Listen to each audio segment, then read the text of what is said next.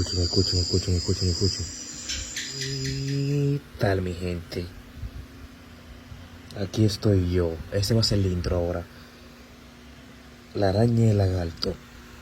Sucede, como le dije, hay un lagarto que se está comiendo todas las arañas. Y ahora mismo sonó. Déjame ver qué hora es. Voy a ver qué hora es porque sonó. Son las 1:30, casi 30 de la madrugada. Salgo afuera, gente, y me encuentro con esto. Miren lo que hace ruido, miren.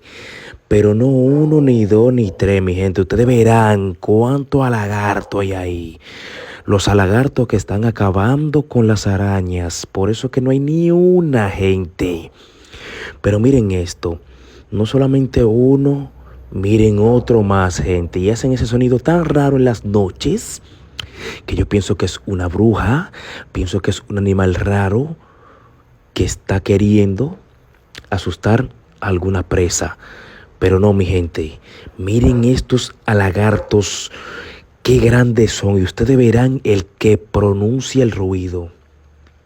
Porque son lagartos, no sé qué especie son, solamente coméntamelos en los comentarios. Pero vamos a ver el que hace ruido, gente. Pero un lagartote,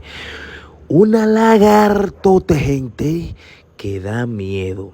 Miren, ya ahí voy grabando como 7 lagartotes que hacen ruido extraño.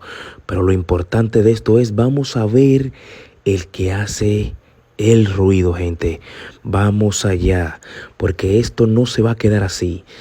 Pregúntame si tengo miedo o no. Pues quizás sí, quizás no, pero coméntame en los comentarios si lo elimino de mi casa. ¿Son plagas o no? ¿Nos ayudan a eliminar lo que es los mosquitos, las arañas? O cuéntame, ¿qué hago? Ni Animal Planet ni Discovery Channel tienen este video.